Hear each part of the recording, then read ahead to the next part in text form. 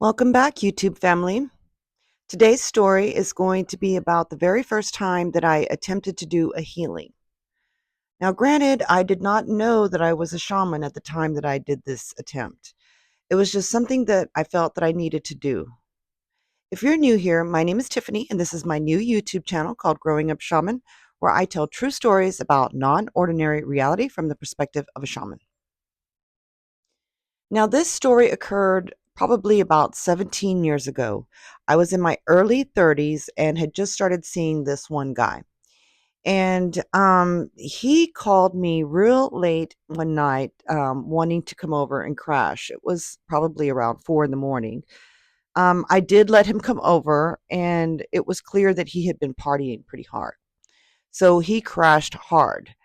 And come 8 o'clock in the morning the next day, I was up making breakfast, making coffee, and ready to start my day. And when I tried to go ask him, hey, do you want breakfast or coffee? He seemed to be dead to the world. He was not responding to any of my questions. And I tried to shake him awake, and he just wasn't having it. He was still breathing, but he just was far beyond regular sleep, if you know what I mean. And so, I wanted to help him, it just I felt helpless because there was nothing really I could do, but I thought, "Well, why don't I just try to sit next to him and just send positive love and light to him?" So that's what I tried to do. I sat next to him and I closed my eyes and I tried to envision the brightest white light I could think of going from me to him. And as I'm doing this, I have the hardest time visualizing white light. For whatever reason, all I could see was static light. Static like you would see back in the 70s or 80s, at midnight when the channels turned off. And it was just like television static. And so that's all I was seeing going from me to him. It was just like a flow of particles. And I would say like mostly gray and white, but it no matter what I did, I could not visualize the color white. And then all of a sudden, with his eyes closed, he starts talking to me. And the first thing that he says is, "I'm scared."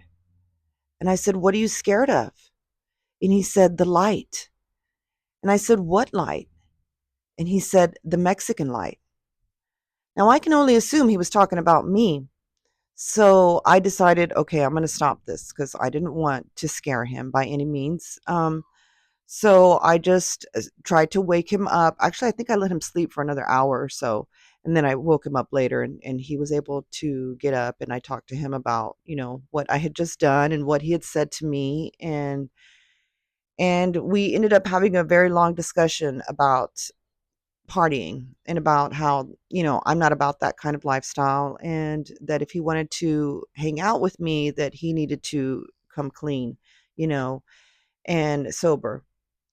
And he tried to lie to me the first couple of times after that, coming over after he had been partying. But I could tell just by either putting my head or my hand on his chest, I just could feel his energy. It just felt like like static in a sense. And it just felt yucky to me. And I couldn't stand to be around that type of energy. So I would just tell him, "You're lying to me. I can tell you're lying to me. So, I'm not going to tell you you can't be partying, but I am going to ask that if you are partying, not to come hang out with me afterwards because I just can't be around that kind of vibe." And so that helped him to get clean and sober. And it took a little bit, but he got there. And I would like to say that I did a healing that day, but I absolutely did not. And one of the things that I learned about that attempt was that, first of all, you must ask for permission before you do any type of healing on someone. And not just ask for permission, but, ask for limitations like, is it okay if I touch you, or, just whatever your method of healing is. You just need to ask for permission so that the patient feels comfortable. Um, Anyways, so I really didn't know what I was doing at the time. I had not met my shamanic teacher yet. In fact, it would be another 5 or 6 years before I met her. And I realized that where I had gone wrong during that healing. I just didn't ask for permission. And I have done healings before where a patient was incapacitated, and the way that we were able to get around asking direct permission from the patient was that we were able to connect with either a spirit guide or an ancestor of the patient to ask them, is it okay if we do a healing?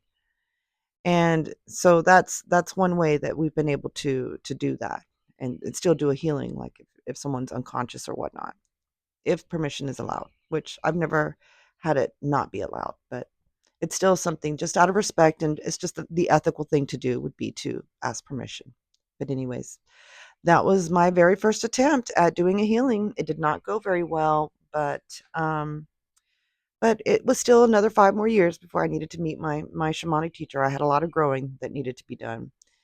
So, I hope you enjoyed this story. If you did, don't forget to give the video a like, subscribe if you haven't already, and I will see you on the next video. Thanks for watching. Bye.